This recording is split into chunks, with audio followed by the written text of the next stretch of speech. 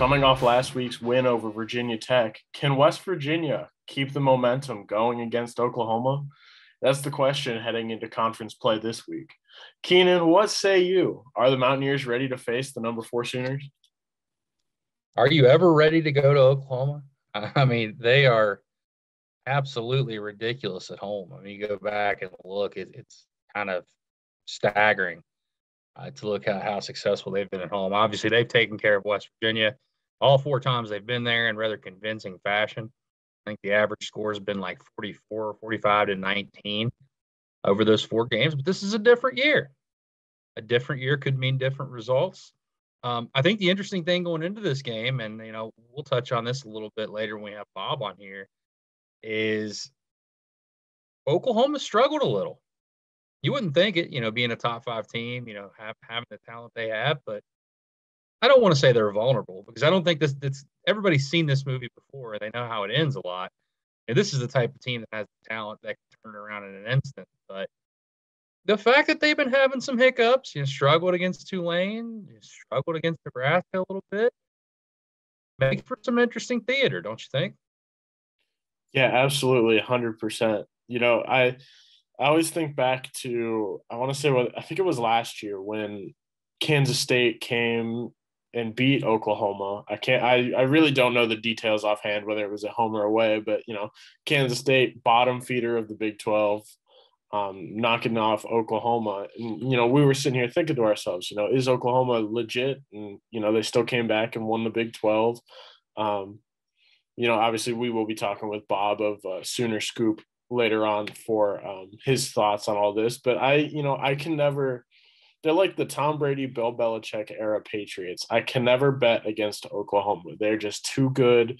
And the weapons they possess are unmatched. If we can just jump right into this, I mean, Neil Brown, it was either Neil Brown or defensive coordinator Jordan Leslie, or it might have even been both of them that mentioned that Oklahoma has arguably the best receiving core in the nation.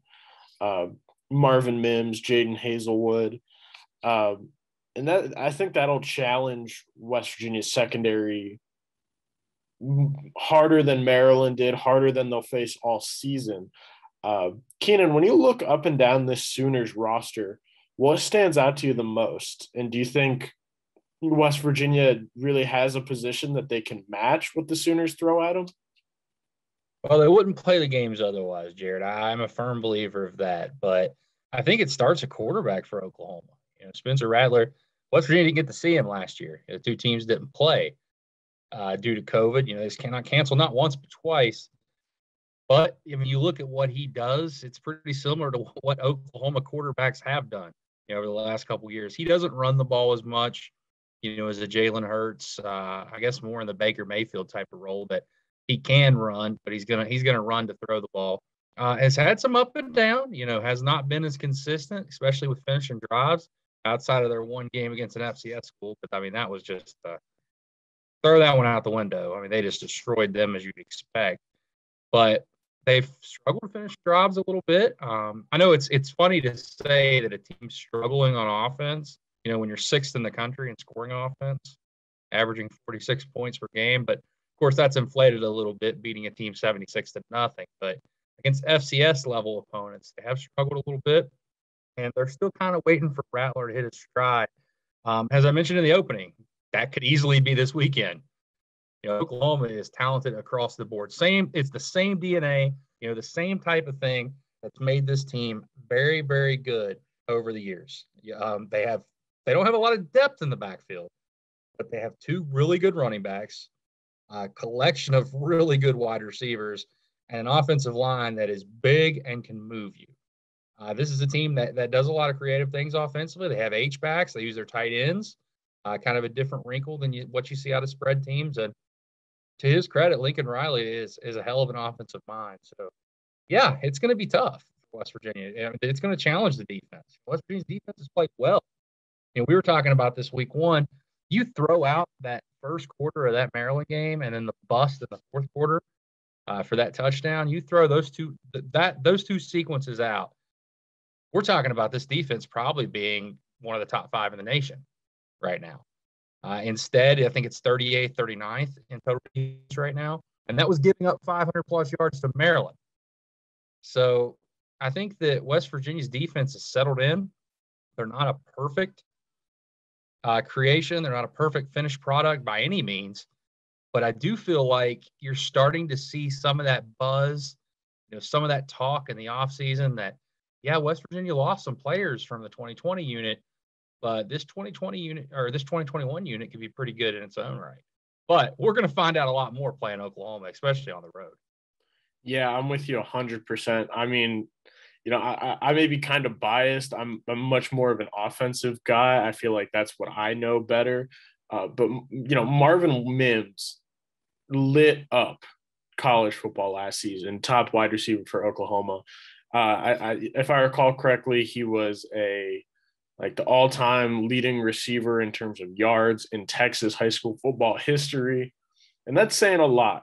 I have a lot of concerns about how West Virginia's secondary will be able to contain not only him, but former five-star prospect Jaden Hazelwood. Missed some time last season, but I mean, he is a five-star, and West Virginia went up against a five-star in week 1, Raheem Jarrett. Remember? He torched him. So, God, it's going to be really interesting to watch. I don't expect I feel like we've seen what we're going to get out of West Virginia moving forward. I just hope that they show enough growth in the secondary and on defense that it's not a total bloodbath. Now, talking a little bit more about the Oklahoma offense, their rushing game, I think it was John Antonick of the athletic department who had mentioned that Oklahoma only has 2 scholarship running backs. You throw Spencer Rattler into the mix, dual threat quarterback, that's a lot for West Virginia to handle. Keenan, do you think that West Virginia's defense is up to snuff to, at least stand in their way, be a speed bump for them? What are you thinking? Yeah, I do. I mean, I've been higher on this defense than most people. I think that's pretty obvious. If you listen to this, if you've read any of my content, I think that this defense has a chance to be, I don't want to say as good statistically, but in terms of actual play, it does. I really do believe that. I feel like West Virginia plugged holes with some guys that are going to help, and other guys have taken big steps really for West Virginia. And I said this last week against Virginia Tech, and it proved very true. West Virginia's got to be able to knock Spencer Rattler out of the zone. And that doesn't mean sack him.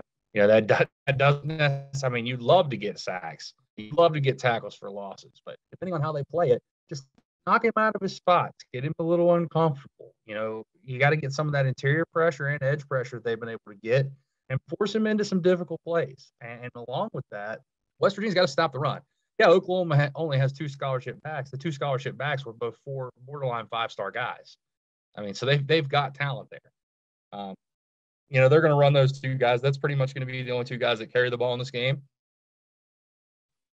Maybe the H-back might get a carry or 2, but, you're going to have to stop the run, force them into some difficult situations, and then play good third down defense. And that's something that West Virginia has done today. They did a good job against Virginia Tech for the most part, outside of a couple late situations where, that you let Burmeister get out of the pocket and make some things happen, some busted assignments like the pass to the running back that Holston that ended up scoring a touchdown and bringing the game really closer than anyone wanted to see. But, it isn't a perfect game, but a lot of potential there. And we're going to find out a lot. I personally didn't believe that Virginia Tech's offense was that great. I do believe Oklahoma's is. I know they've sputtered around a little bit, but I think that's just a matter of time. Kind of like I said last year, early in the season with them, when Rattler was kind of breaking himself in. I feel like it's just a matter of time. For West Virginia, you got to hope that's maybe one more week before it all comes together for them. Now, defensively for Oklahoma, again, it's really hard to find any position where Oklahoma would have a weakness. I mean, even Neil Brown mentioned that on special teams, they got 3, All-American guys there. But on defense, I know earlier this week, Neil Brown had talked about, working a little bit more with the two quarterback system of Jarret Doege and Garrett Green. He said something about how, or it was actually defensive coordinator Jordan Leslie who said something about, doing the two quarterbacks. It's just more for the defense and the opposing team to game plan for. Do you see maybe Neil Brown and Jared Parker relying on that a little bit more so as to counteract all the talent that Oklahoma has on defense? I think they could use it. I mean, I think that package is going to continue to grow. I wrote about this in the 3-2-1 this week. I think what's going to be interesting is when they start throwing some actual wrinkles out of it. Right now it's pretty cut and dry. When Garrett Green gets to the game, most times he's going to run the ball. When Jarret Doege's in the game, he's going to run the offense, but he obviously is your guy that throws it. What happens when Garrett Green starts throwing the ball to that pack? Give you some different looks, confuse some people. The more stuff you can put on tape, the more defensive coordinators have to worry about. And that's what I'm interested to see about how that goes. I think that right now this team needs both quarterbacks. I know that might not be a popular opinion among fans, but I've been doing this a long time now, and I can tell you right now, the backup quarterback is always the most popular. Anytime your starter struggles, that is.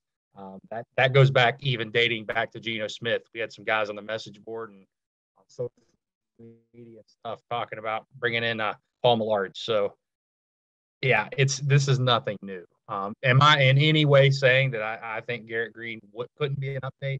An upgrade? No, I can't. I don't know that.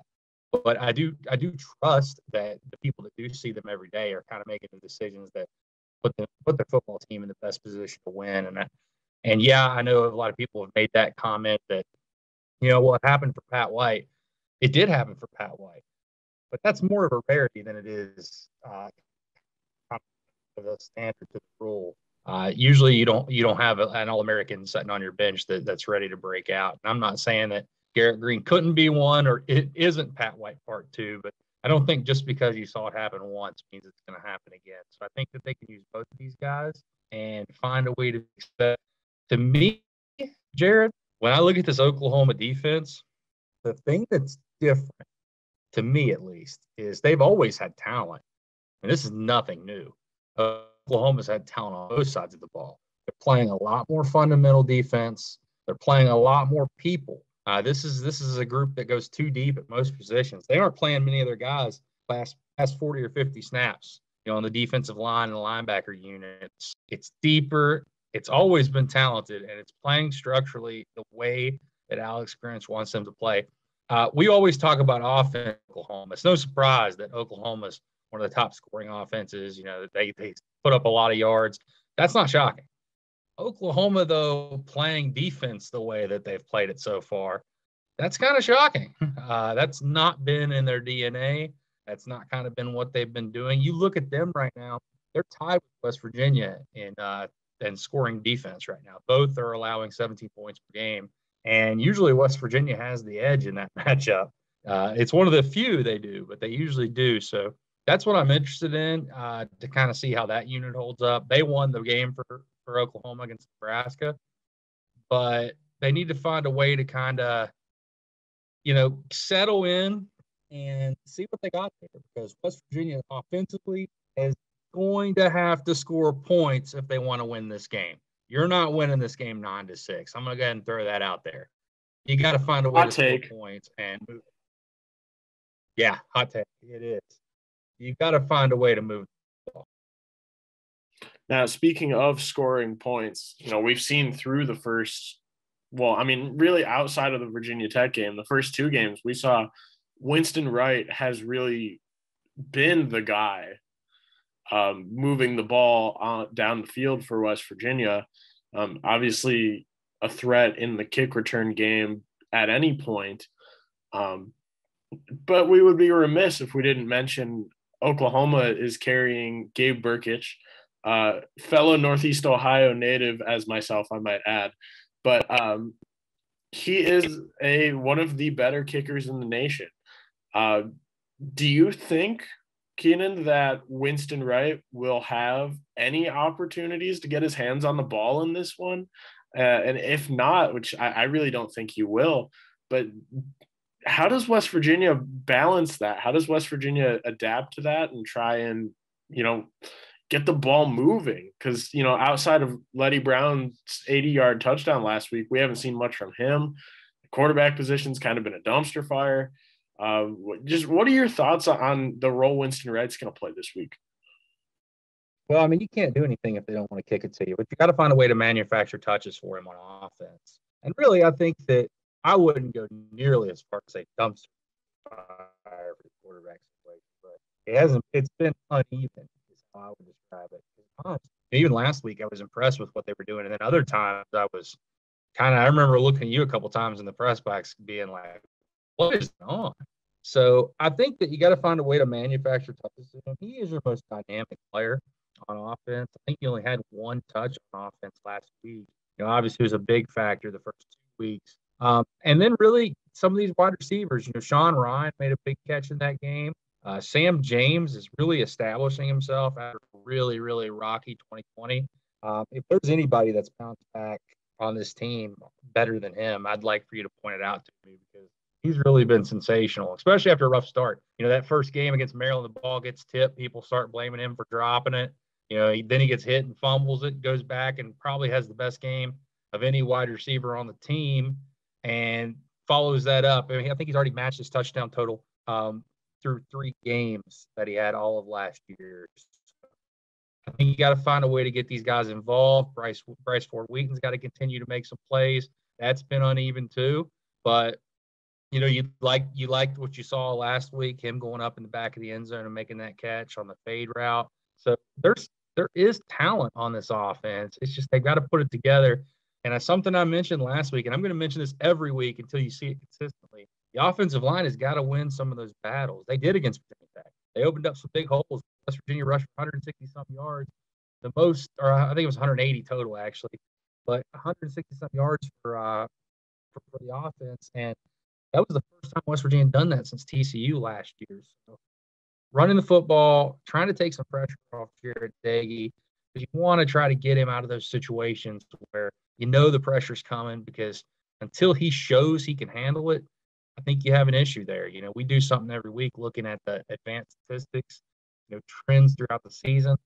And his numbers against the blitz right now are not good. Obviously, every quarterback, for the most part, struggles when they're under pressure, at least to a degree. He has struggled significantly, and you got to find a way to kind of alleviate that, whether that's running the football, getting the ball out quick, even using Garrett Green some. You got to try to stay out of those predictable pass rushing situations where teams are able to eat him up. Keenan, you mentioned a lot of different things West Virginia has to do. What is the one thing this weekend that West Virginia needs to do to put themselves in the best position to win the game, either side of the ball? Score more points than Oklahoma? No, I'm being facetious, obviously. I mean, that goes without saying, but I think it's, as I mentioned before, I think they got to run the football and they've got to stop the run. Football really is kind of a simple game at sometimes, and really when you win the line of scrimmage on both sides of the ball, you usually win the game. Oklahoma's offensive line is impressive. Their defensive line is impressive and deep. Probably, I would argue, the best in the Big 12 on both sides of the ball. West Virginia's got to put up a fight there.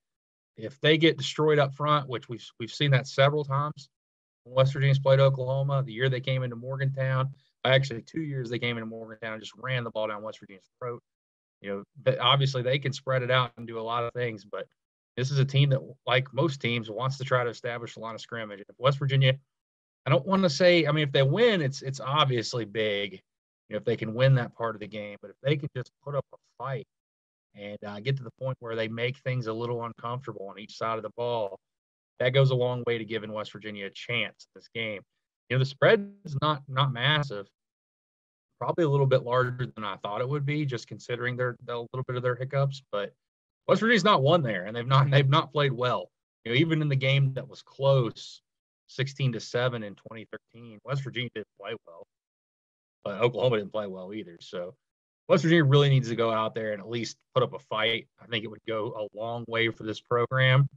It'd go a long way for where Neil Brown is as a coach. And it's funny, they've talked all week, you're talking to the coaches and stuff. They want to find a way to just put themselves in position to have a chance to win this game. And I think, you can shorten it a little bit. You can hit them with some big plays. There's a lot of things you can do, but if you can't run the football and you can't stop the run, it's going to be a long night.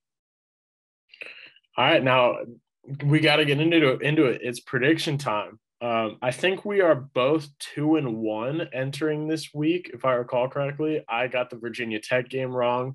I want to say you got the Maryland game wrong. Correct me if I'm wrong, but no, you're correct. I think we'll both be on the same page here heading into this one. How do you see it playing out? I think Oklahoma's going to win the football game. I'd be lying if I said otherwise. I just think that they're very good. They've underperformed, as I've said, but they just strike me as the type of team that has everything to kind of get this thing going. They just kind of have to do it, if that makes sense. And you've seen that happen before with Oklahoma. You've seen it happen before with other top teams. For West Virginia's sake, you hope it's not this week. If it is, things could possibly get ugly. But I think it's going to be closer than people think. I'm not sure that, I'm not sure when in terms of the line where it falls in, but I'd be lying to you if Oklahoma is going to win this game. I think it's probably going to be somewhere around the score of, 38-24. Yeah, exactly on the same page with you. I think it'll be a really big challenge for West Virginia's secondary to keep up with Oklahoma's receivers.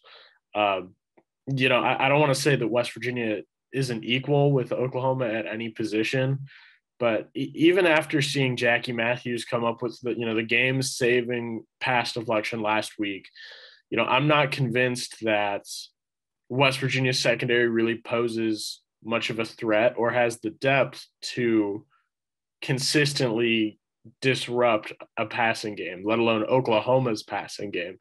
I see this one playing out probably, 35-10 in favor of the Sooners. West Virginia will score a couple of times, but, obviously Oklahoma is just going to step on the throat of the Mountaineers and it won't be close. It's not going to be a blowout, but, you get what you get when you play Oklahoma, and really all we can hope for is that the Mountaineers will show some improvement. Keenan, any final thoughts from you before we wrap this up? This is an opportunity for West Virginia, as that sounds. I really do believe that where the program's at right now. Last week, I felt like it was a must-win in terms of the fan base for Neil Brown. But this week, obviously no one's saying West Virginia has to go out there and win. But going out there and playing, just being able to play well, I'm not sitting here saying, celebrate moral victories before the game's played, but playing a good football game, putting things together, fixing some of these mistakes that's plagued this team, having a clean football game on a national TV audience, in prime time, I think goes a long way for momentum, not only for this season, but the future for this program. And I think it's a big opportunity for West Virginia. You don't want to go out and get embarrassed. If you do, it happens, but you want to try to show that, you're making the progress that you've talked so much about.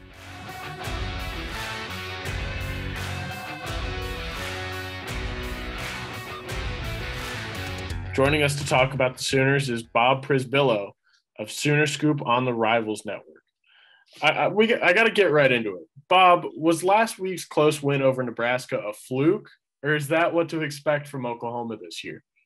It almost feels like that might be what to expect.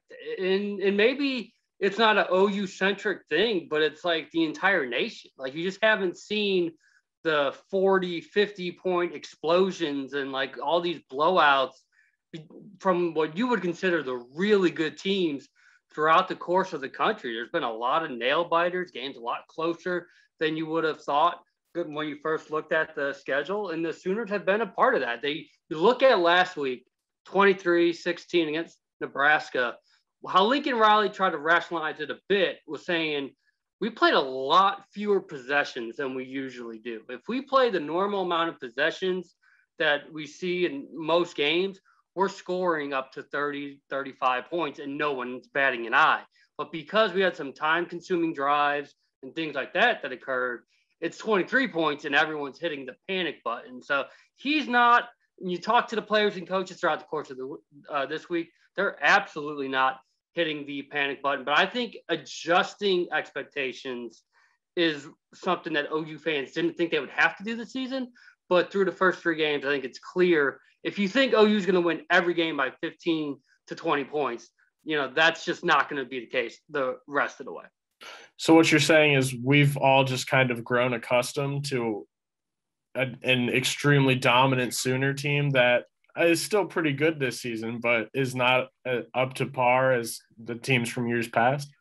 I think what it is what a lot of OU fans, and I'll include myself in this line of thinking, is that the way OU finished 2020 gave you the perception that they were going to roll into 2021 as the most experienced team among the national contenders. They had Spencer Rattler coming back. They weren't worried about finding a quarterback. So they were just going to pick up right where they left off with the 55-20 win against Florida in the Cotton Bowl. Instead, it's been, we got to start all back over again and then get better. That's something that Lincoln Riley's done a tremendous job since he's arrived in Norman, is that his teams get better throughout the course of the season. You even look at last year, they were 1-2 at this point, and he kept saying, we're this close. We're this close. Well, that's his mantra once again throughout the course of this week. We're this close to everything connecting and being to where we want to be. And some fans would say, hey, I'd rather you be stumbling out of the gates now instead of clicking on all cylinders in September and then falling apart in November. So it's just going to be a constant case of, as long as OU is getting better, and what's weird in a weird way, I think they have gotten better with each week. It's just their starting point wasn't from, this high spot that we all thought where OU would begin the 2021 season. Bob, you obviously mentioned Spencer Rattler, obviously preseason Heisman contention, obviously a lot of arm talent. Where is he at right now? I know obviously I asked you a little bit about this in our behind enemy lines, but kind of expound on that a little bit. Where is he and what has been surprising about his play so far? I think what's really been surprising so far is that the lack of proper mechanics at all times. And I get it. He's Spencer Rattler, arm talent galore. I almost think sometimes it would it's like borderline arrogance, just thinking, I'm Spencer Rattler. I can fit this in a tight window. It doesn't matter who's playing against me because I know I've got the ability to do this. And it's just respecting the process. And that's respecting the process to prepare on Tuesdays and Wednesdays when OU goes good on good and has their most intense practices, and then let that show up Saturday. We had a chance to talk with Spencer today, and he said flat out, he's not worried about where things stand at this moment. What he did say, take 2 or 3 throws away from each game and no one would be talking. And that's true. But the thing is, every single game we've been saying that.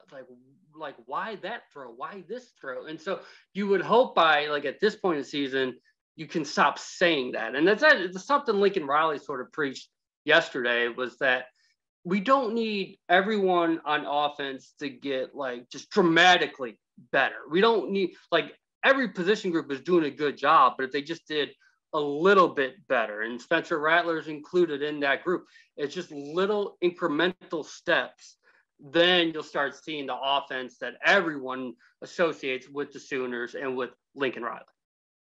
A lot of people talk about the wide receiver group, obviously, and for good reason. One of the bread and butters for Oklahoma, though, at least when it comes to playing West Virginia over the years, has been their run game, their offensive line. Where does that kind of peg in? Is this your classic Sooners, offensive line, big, can move? And how about the running backs? I know there's not a lot of depth there, but there is a lot of talent for the depth. Yeah, there's not a lot of depth whatsoever because of off-season transgressions and things like that. They're down to 2 scholarship running backs, which made preseason camp incredibly interesting and made Lincoln Riley very cautious and, very strategic in how he tried to use them. And what we saw with Kenny Brooks and Eric Gray, not a lot of touches first 2 games against Nebraska. that looked like what OU is going to have to be the rest of the season. Those guys combined for 29 touches. They averaged more than 5 yards per carry. That's what's going to happen. You can't worry about them getting hurt. This is what you've got. This is the hand you're dealt. Just start rolling with it. And when you look offensive line, I don't think we're at a point where OU knows the 5 yet. And I asked Lincoln Riley this yesterday. I go, is this a group that you can have 7 or 8 guys play? To me, it feels like offensive line is the one position group you don't want rotation. You just want a set 5. They build that chemistry. They bury the opponents in the second half, and they get stronger and stronger as the season keeps going. But so far, we've seen realistically 7 to 8 guys playing per game, and they're doing a good job, but it hasn't, again, almost like the rest of the team, it hasn't been at the level that most people thought. When Bill Beatenbow came in August and said this was the most experienced group he's had since they won the Joe Moore Award, that got, a lot of people thinking, oh man, we're looking to see some dominance right from the get-go. That just hasn't been the case. They're getting there, but as feels like with the rest of the team, it's just been a work in progress a lot more than people first thought. Oklahoma's been known, obviously, for their offensive success over the years. But Alex Grinch has really done a great job on the defensive side, kind of showing things up over the last couple of years. How do you see that unit, and what has been the biggest difference, just watching it from your perspective, covering the team? Biggest difference is, Alex Grinch came in and he goes, I'm not looking for a top 11. I'm looking for a top 22. And we joked at the time, there wasn't even a top 11 to have. So how are you going to get to a top 22? But that's what he's done. And it's shown up. I know people are like, why did they go to the wire against Tulane in Nebraska? But then when you watch that final drive, you've got Nick Bonito, Perion Winfrey, Isaiah Thomas, fresh as a daisy and ready to make the plays. And they did. I mean, there wasn't even anything close to like a game-winning drive in those 2 games because that defense was fresh. The number ones were fresh when it mattered most, and they made that play. And that was, a big hurdle or like a big thing they had to instill in these guys, that playing 80 to 90 snaps is not what you're shooting for. What you're shooting for is to give me your best in 40 to 50. And you give me your best, and then when you get tired, we'll send someone else out that can give us their best of their own. And that's what we're really seeing. The depth on the defensive line is something I haven't seen since I've covered the Sooners. They go a legitimate 2-3 deep at the defensive line with people that can make plays and have made plays. And when you've got someone like an elite pass rusher like Benito, an elite defensive tackle like Perion Winfrey, and what Isaiah Thomas has been able to do, moving inside, outside, it's that defensive line has just made everybody's lives so much easier with the linebackers, with the secondary. They're not having to cover as long as they used to. And, they had a little hiccup in the second half against the Green Wave, but ever since that point, this group has been playing at a high level, dare I say almost an elite level, and something obviously that they want to carry into now that conference play is starting. Now, Bob, obviously West Virginia and Oklahoma did not play each other last season. Postponement due to COVID, and then an outright cancellation due to COVID. Looking ahead to this weekend, how is Lincoln Riley approaching this game because of that? It is interesting. That was the only game for the Sooners that they couldn't get going. And all Lincoln said is like, yeah, we didn't play them, but boy, did we prep them. We prepped for the Mountaineers for at least a couple of weeks.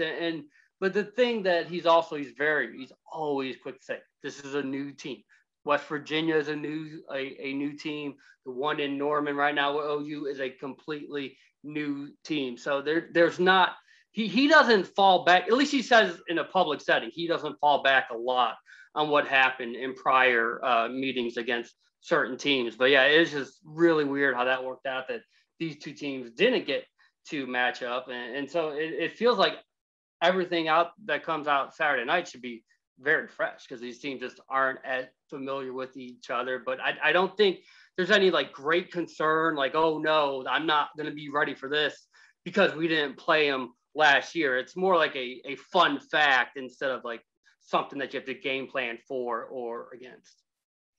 Now, we saw last week in West Virginia's game against Virginia Tech that head coach Neil Brown kind of went to a more of a 2-quarterback system. I mean, he relied heavily on pocket passer Jarrett Dagey, but he did bring dual threat Garrett Green in for a couple plays, let him use his athleticism to move the ball down the field with his legs. Is that something Lincoln Riley had, maybe talked about this week? If not, do you see this Oklahoma defense, being able to match up with a 2-quarterback system like that? No, it's not something that's really been brought up a lot in terms of preparation through the course of this week. But I will say, coming off of Adrian Martinez, they got to feel like they just saw a 2-quarterback type of guy in terms of his ability to throw the ball, which he did at a very high level against the Sooners, and of course his ability to run. And that's where Nick Benito has always been so key. He's been playing that spying role. He's been spying that dual threat running quarterback. So if there are any tricks up the sleeve for Neil Brown and Green gets put in there, it wouldn't shock me in the least if Nick Benito is called upon to be that guy that's ready to, sniff that out and make a play. And he did that so well last week. He had 3 tackles for loss, including 2 sacks. But yeah, I mean, it's been intriguing to me watching from the outside that Jarrett Dagey hasn't actually, just been dominant. But, if you can add a wrinkle and it's a smooth transition, like no one's, looking over their shoulder or no one's bitter about how things are progressing, that's something that no doubt can be a weapon the rest of the way. What are the keys to this game, Bob? When you look at it from Oklahoma's point of view, what do they have to do to kind of remedy some of these mistakes? Obviously, West Virginia's played Oklahoma quite a few times now, and especially in Norman, they've been able to jump on them early. Does this team have that type of potential? And, what do they have to do to kind of, I guess, right the ship, if that's fair to say? Right. They're 3-0, yet everyone's saying what's wrong with this team, but you're not wrong. And I think what you said, it would be a great point of, emphasis for OU is to start fast, really get things going. It's something that Lincoln Riley has traditionally done a tremendous job of since he's been calling the shots. And then that's when things sometimes start to get off kilter, is when OU gets this fast start. There's energy in the stadium. Say it's like 21-7. And then the fans, they're kind of like, okay, this is going to be a blowout. We don't really have to do anything. Sometimes there's this sentiment on the sidelines, like, okay, we got the job done. Let's go to the next game. The problem has been maintaining the intensity for 4 quarters. And that sounds really, that's tough for fans to get, because you only get 12 games in a regular season. You have 12 Saturdays where you have to be fired up for, 3 to 4 hours and give it your all. But for OU, that's been a struggle. And no matter how many times they preach finish, Alex Grinch has been quick to say, it pains him to say that we say it, but yet we have so much evidence on tape of doing the opposite of that, of not finishing the play, not finishing a quarter. So if OU can maintain the level of intensity that's required for 4 quarters, there's a strong feeling there aren't many teams that can compete with them. The problem has been the lapses in focus, concentration. They've had offensive lulls like crazy the last couple of seasons. Defensive bust here or there can change the tide of the game. So it's just going to be about, maintaining, that focus for all 60 minutes and not for like a spurt here in the first half, a spurt here in the second half, and then just thinking, okay, this job, we can check this off, mission accomplished, and let's head to next week. Oklahoma's been asking for night games, obviously. What was your reaction when you found out that, this was going to be a night game, and what kind of atmosphere do you expect? I fully expect it to be loud. I've been there at night once before in 2013, and it was pretty impressive. Yeah, there's no doubt. I mean, it's not the reason that OU will be leaving the Big 12 for the SEC, but the 11 a.m. kickoff is no doubt been something, a huge conversation here in Norman for several years now. One, obviously is the fans don't like it. And two, it's hard to have big recruiting weekends. It just is. If you have kids playing in Florida and California on Friday night and then trying to get them to Norman by 11 a.m. the very next day, if they can make it, they're going to be dead tired, and it's kind of cloud what their experience was like when they were on that visit. And that it's showing up this week, a night game. They're getting official visitors from Florida. They're getting unofficial from Las Vegas, from Washington, D.C., Maryland. Like, this is what you're allowed to do when you have a night game like this. And the atmosphere, it should be incredible. I thought the last 2 weeks, that's been up to par to what OU has been, trying to preach to recruits. Like, this is the type of atmosphere you can be in every single week if you become a Sooner. And I think now, with it being the first home game, conference home game that with a packed stadium since 2019, and I think the fans now realize, if this team isn't going to dominate for 60 minutes, then we need to be ready to, and I don't want to say inspire, but we need to be ready to cheer like crazy. Instead of expecting 40 to 50 points, we need to get fired up about everything and try to get these guys going, because the players have talked before about having to create their own energy, just because you get into this habit of thinking, all right, we're about to blow this team out, and the fans start sitting on their heels, or worse yet, they start leaving the stadium. There's a lot of times when the second half starts, that stadium's now half full and the energy is no longer there. And I don't think that'll be the case Saturday night. It is a night game, so it won't be as hot. It's been 90s the first 3 weeks in Norman, so those 11 o'clock kicks were really brutal for fans outside. That won't be the case this weekend. Fully expecting the best atmosphere to date for this season, and I think a lot of it is because of what West Virginia was able to do last week. The respect level is way up there. There's between 2-1, 1-2, and then a win against a ranked team.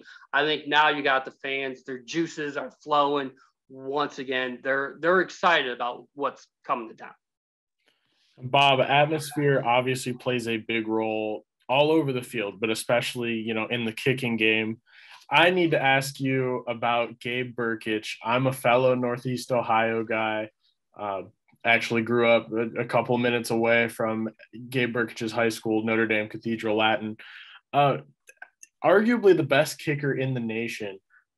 How does, what can we expect from him? Is he somebody who gets rattled early, or is he, pretty much as close to a sure thing?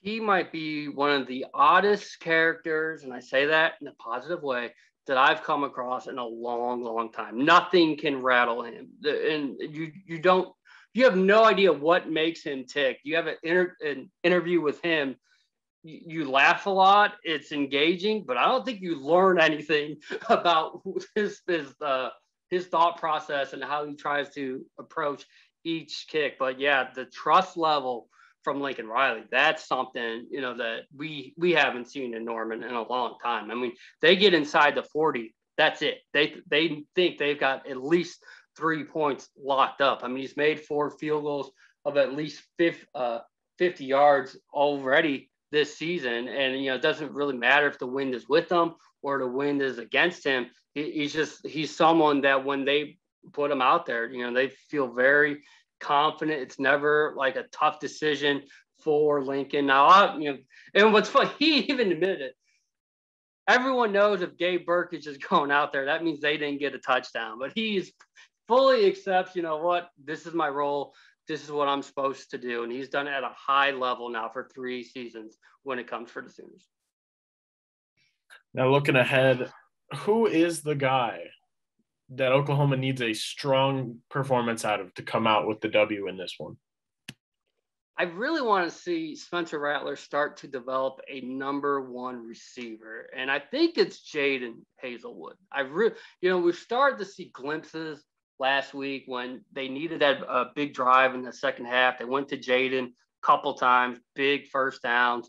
But, you look at the receiver numbers for OU and just nothing stands out. Like nothing even close to like having 100-yard games. It's been very odd to see the lack of the deep ball and, the lack of, those big plays that you would expect from a Lincoln Riley-led offense. And I think Jaden Hazelwood is someone who can do both. He can get you that 3rd and 7 and he ends up getting nine yards, but he can also stretch the field. And I think, as he develops more of a chemistry with Rattler, that's going to show up throughout the course of the season. But it would be a great time for OU fans if they really start to dial things up Saturday night. I think Jaden Hazelwood is ready for that breakout type of moment, and we'll see if it can finally happen. Now break it down for us. Sooners, Mountaineers, under the lights in Norman. How do you see it shaking out? I think OU will get out to a quick start, and then they'll kind of falter. And until they prove differently that this isn't their MO, that's what they do. They come out fast, and then they hit a lull, and then it's hard to get that intensity back to where it needs to be. Where I think it feels different is they've got a defense that can get a couple takeaways. And that sometimes that can help an offense that's still trying to find its footing. If you can get an interception here, a fumble return there, you're going to allow the offense to breathe a little, that margin for error. I do think they still have trouble punching it in the red zone. And that's, going to be a sore spot for majority of the season here so far. Is just they haven't been able to make all their chances count. So, I'm looking and I don't see a blowout. I'm looking, 30-21, maybe 33-21 for the Sooners. I think defense does enough, and it's a game where OU goes to 4-0, and the majority of the fan base is still wondering what the heck is wrong with these guys. Yeah, it seems like all three of us are on the same wavelength. Keenan and I spoke earlier. I said 35-10 Oklahoma. I think he said 38-21, somewhere around there. Regardless, I know we're in store for a good one.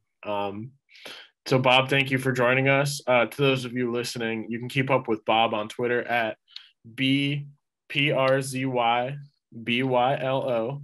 Very nice. Yeah, I do my best. I like to pay attention to the details. And as always, for more news on the Sooners, you can visit Soonerscoop.com. Bob, thank you for joining us. All right, guys. Appreciate it. West Virginia and Oklahoma will kick off at 7:30 on Saturday night, television broadcast on ABC. As always, you can read Keenan and I's coverage at WVSports.com. Unfortunately, we are not making the trip, so, we'll just be on the couch. So be it. Give us money if you want to see us hit the road sometime. But don't forget to subscribe on YouTube. Follow us on Spotify and Apple Podcasts and never miss an episode of Musings from the Mountains. For Keenan Cummings, I'm Jared Sari. Thank you for listening, and we'll talk to you soon.